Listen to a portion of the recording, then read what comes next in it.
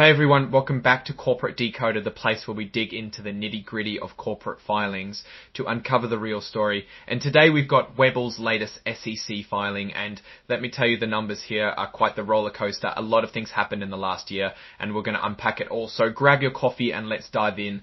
So Webull, for those who don't know, is a digital investment platform aiming to be the go-to place for a new generation of investors. They've been expanding globally and really pushing a mobile-first experience with lots of data and community features. Before we dive into the financial details, if you appreciate insights straight from the source, make sure you are subscribed. We also have a fantastic community over on Discord linked in the description below, where we break down more of these filings and talk investing strategies. So check that out. Now let's get into the core of it. The financial tables give us a real pulse of the company. We've got a lot to cover here, but I want to highlight a few key numbers.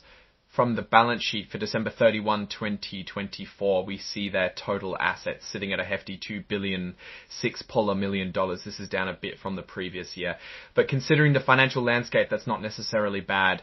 Now let's look at their revenue breakdown for the year ended December 31, 2024. Total revenues were $3,902 million. This is pretty stable year over year, but the components tell a story. Interest related income dropped significantly to $130.4 million from $535 million in the prior year. This is mainly due to them moving client accounts to an omnibus basis, which affects how they earn from stock lending. Now this line item here, equity and option order flow rebates, is where they make a good chunk of their money. For 2024, it was $190.14 million, which is up slightly from the previous year. This is good news because it shows their core brokerage business is holding steady even with increased competition. Their options order flow actually decreased a bit year over year, but they saw an increase from equities due to higher trading volume. Now, look at their expenses. Their general and administrative costs jumped up considerably from $95.8 million in 2023 to $523 to $123.7 million in 2024. This leap is due to them growing their operations globally and hiring more people, which is expected, but it's good to see where that money is going. This is a big one, folks. Their net loss attributable to ordinary shareholders for 2024 was a staggering $517.7 million.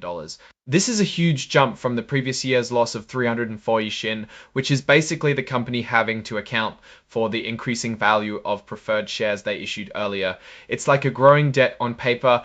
Now, looking at the per share numbers, their loss per share from continuing operations attributable to ordinary shareholders was $3.75 for 2024. This is a significant increase from the previous year's loss per share of $2.43.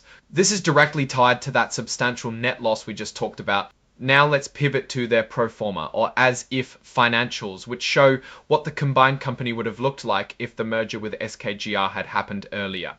So for the year ended December 31, 2024, they report a revenue of $390.2 million, which is pretty flat. That's the combined picture. The pro forma net loss from continuing operations attributable to ordinary shareholders is a massive $538 million, which is pretty flat. That's the combined picture. The pro forma net loss from continuing operations attributable to ordinary shareholders is a massive $538 million, bigger $90.2 million, which is pretty flat. Despite these numbers, Webull's strategy is clear. They want to grow their customer base and keep them engaged. They're focusing on this through referrals, community features, and expanding their product offerings. This growth strategy is essential for them to eventually turn these losses into profits. Their referral program, where customers get free stocks, is a big part of their customer acquisition strategy.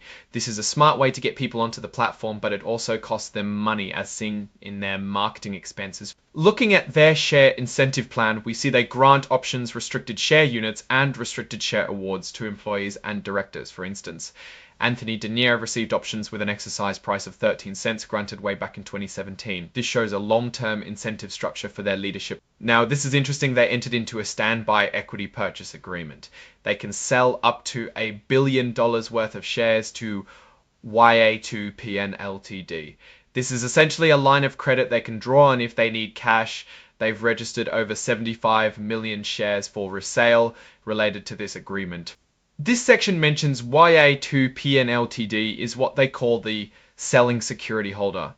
And get this, because of how the deal is structured, YA2 PNLTD is actually considered an underwriter in this whole process. If they profit from selling these shares, it's seen as underwriting profits.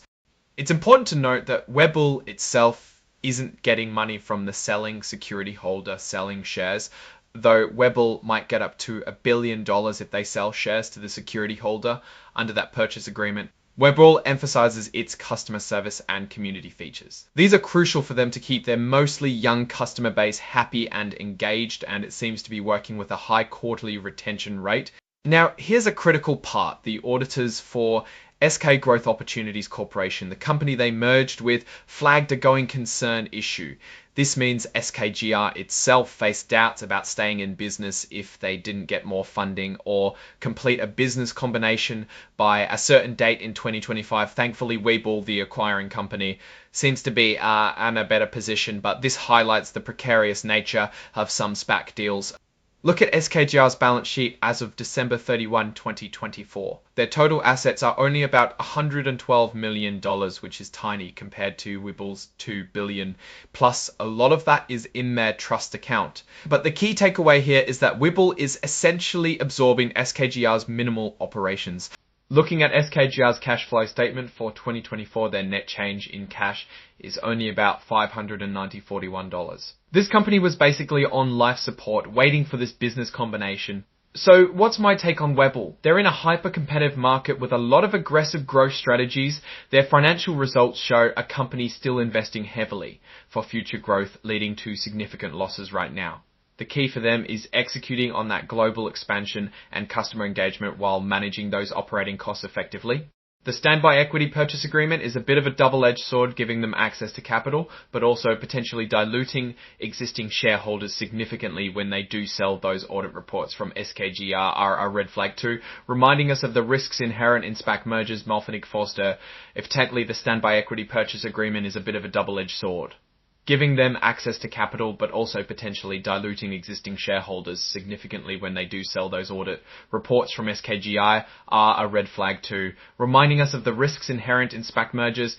Overall, Webull is playing a long game, trying to capture the next generation of investors with a slick mobile platform. However, they need to show a clear path to profitability and manage those massive preferred share redemption values and growth expenses without burning too much cash.